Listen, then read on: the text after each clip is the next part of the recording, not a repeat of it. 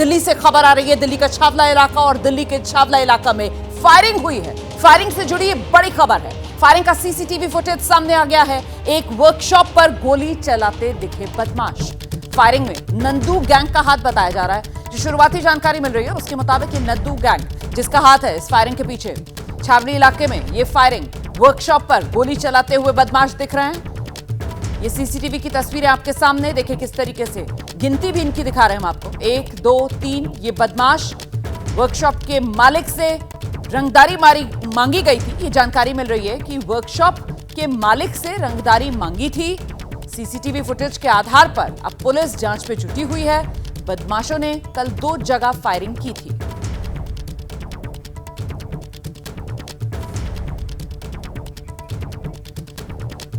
तो दिल्ली के पश्चिम बिहार में और छावला में 2 जगह रंगदारी को लेकर फायरिंग की घटना को अंजाम दिया गया। पुलिस सूत्र ये जानकारी दे रहे हैं या ये कह सकते हैं आपकी दावा कर रहे हैं, दोनों ही वारदात के पीछे गैंग एक ही है और नाम है गैंग का नंदू गैंग। नंदू गैंग का सरगना कपिल सांगवान उर्फ नंदू है, जो लॉरेंस बिश्नोई गैंग के लिए काम करता है और विदेश से अपने गैंग को चलाता है। एबीपी न्यूज संवाददाता मनोज वर्मा की ये रिपोर्ट देखिए।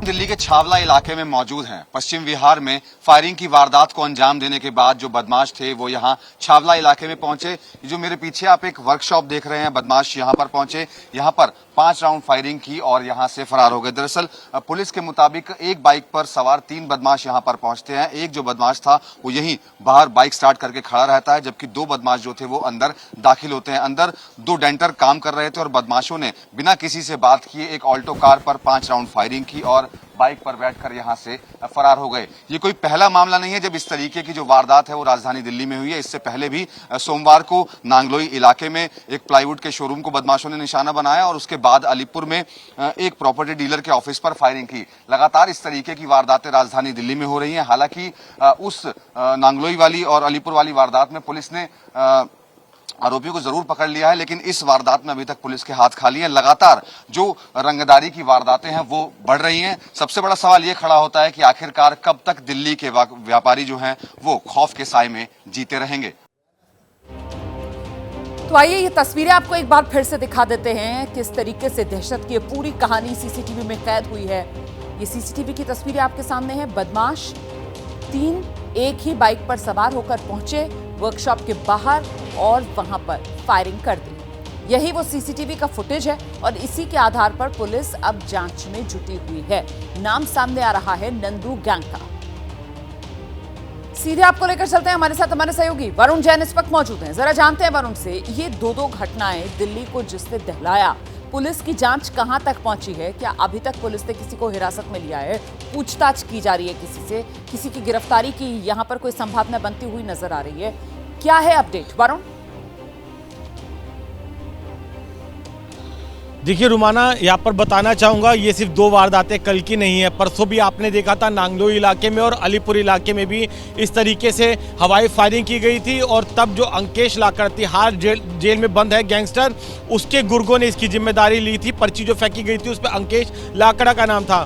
तो तिहाड़ जेल से इस तरीके से उगाही के लिए जो गैंग है वो काम कर रहे हैं। विदेश में बैठा कपिल सांगवान, उसके जो गुर्गे हैं वो एक्सटॉर्शन के लिए इस तरीके से हवाई फायरिंग कर रहे हैं और धमका रहे हैं। कुछ दिनों पहले आपने देखा था रानीबाग इलाके में भी एक व्यापारी के घर के बाहर फायरिंग हुई थी।